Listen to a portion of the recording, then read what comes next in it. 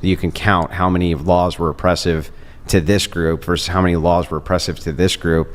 How's that not quantifying it? But it's the thing is, it's not just laws. There's a variety of other variables that you're not taking into account. Well, it sounds like if it's a variable, can it be quantified? Yes, but you can't quantify all of them because there's just... Well, which variables can't we quantify? This just happens to be my belief. Andrew Wilson absolutely destroys this college feminist over racism, discrimination, and feminism in this tense debate as Andrew Wilson takes on this woman's victim mentality and piece by piece totally dismantles it with simple logic. Let's get in. Don't. Why are women pampered princesses in society? Because basically men have taken care of all the infrastructure in such a way that almost all hardship is out of the way of women. Was that men's choice? Well, I wouldn't say it depends. There's a bit of determinism when it comes to how men operate with inventiveness and you have capital, things like this. But yeah, I would say ultimately it's a choice. Sure. So just like it's a choice for them not to collectively enslave all women on planet Earth tomorrow. That's a choice. But still, if you look at the logic of it, it still seems that they could. I would say that debunks any argument that I've heard that men have it harder because they have to provide for women. You just conceded that it's men's choice that they make women pampered princesses. So when you're, this is actually kind of a silly argument, well, I'll engage in it anyway. Because men make a choice, right, to feed their kid after the kid has acted out, he's been a shithead all day, but they give him dinner anyway, right? They make that choice.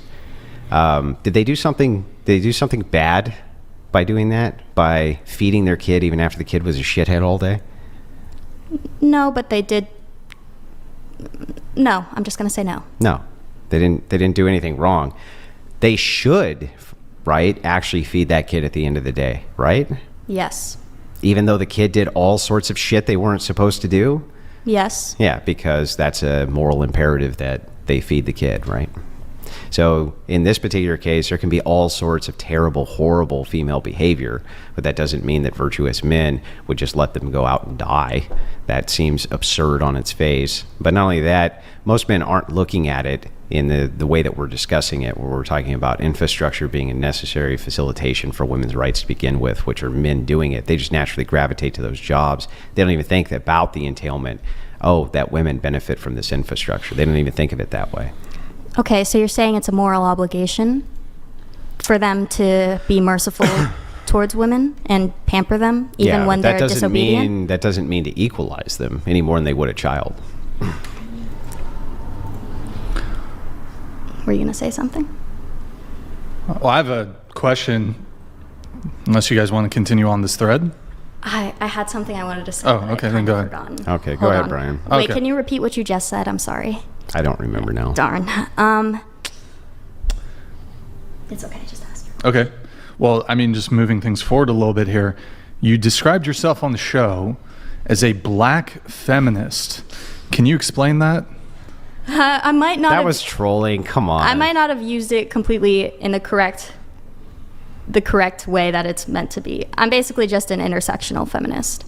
But black feminism as a field of academia is genuinely studied in a similar context or definition that I posed with intersectional feminism.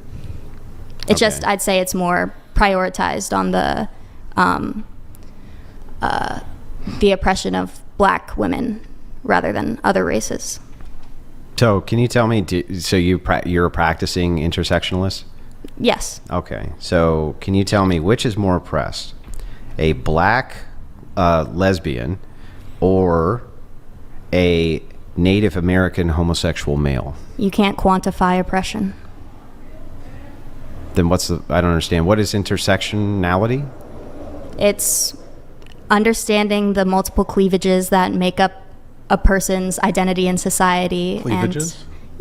Not like breasts. Cleavages, like political science word, like social cleavages, like let's say white, man, straight.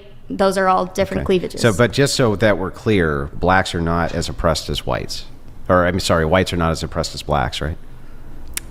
In America, I would say no.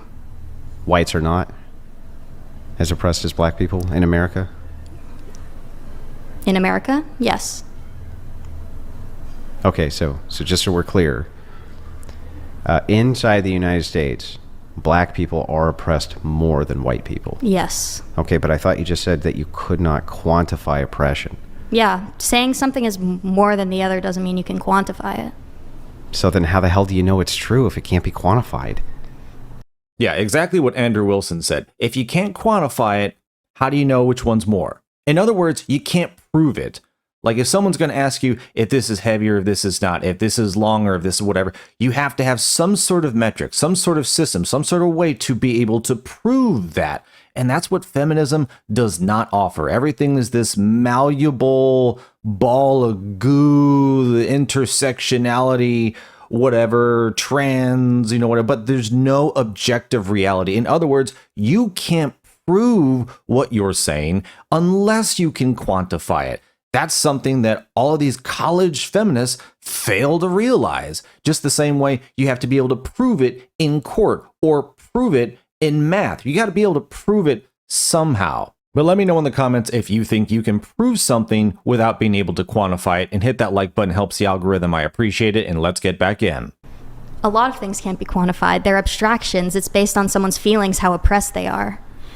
So what you're saying is it can't be quantified, but you just made it as a statement of truth that it is If factual. someone walks up to you and says, you're an old white man, and spits in your face, that's an act of, oppression or discrimination or whatever. How are you quantifying that? Well, I wouldn't say that I would be more or less oppressed than somebody else, but you just did. You just said this group is more oppressed than this group. That's a quantification after you just got done saying it's something which cannot be quantified. You were comparing two individuals before. No, I said whites. I said blacks in the United States are more oppressed than whites. Yeah, but prior to that, you were saying a black lesbian and a native whatever man or whatever you were about to say. Yeah, I know, but those you are said individuals. Oppression can't be quantified. For individuals. I mean, I would also say that for groups of people, but you can say historically there are trends of which races have been given more obstacles in life. But it can't be quantified. Yes, person to person at least. Like, what are you going to say? Like, oh, I've experienced 350 acts of discrimination and they've experienced 360? So, I mean, if it can't be quantified, then how can you say it is a true statement that whites are more oppressed than blacks? Or vice versa? It's a historical trend based on the power that's vested in institutions to make laws that differently apply to different groups of people in society. Yeah, I understand the explanation that there were laws which are tailored against this group of people over this group of people. That sounds like you're quantifying it. Okay. What number did I just quantify it with? Well, I don't know, but I would think that if you had X amount of laws that you could count them. Okay. And then if you had X amount of laws on the other side, you could count those too, and that would be quantifying it, right? I don't have a full count of them, but I could give you a few examples. No, but what I'm saying is that if that's true, that you can quantify laws, you can count how many laws were oppressive to this group versus how many laws were oppressive to this group. How's that not quantifying it? But it's the thing is, it's not just laws. There's a variety of other variables that you're not taking into account. Well, it sounds like if it's a variable, can it be quantified? Yes, but you can't quantify all of them because there's just... Well, which variables can't we quantify? This just happens to be my belief. And this is what women are learning in college. They are learning, by her own admission, beliefs that you can't quantify, so you can't prove it, but they're espousing them as objective truth out in the real world. Like they're just making stuff up, lying about it, and then trying to tell you it's true. It's just insane. And a simple question from Andrew Wilson, leading from one point into another, which is not hard to do, ultimately exposes how absolutely broken of a mindset feminism as a totality really is. There's no framework or substance to any of it. It's all just belief, because that's exactly what her degree apparently is. But folks, thanks for watching. Let me know in the comments what you thought about what Andrew Wilson had to say, absolutely destroying this feminist broken logic in this clip. Thanks again, like and subscribe, and I will see you on the next one.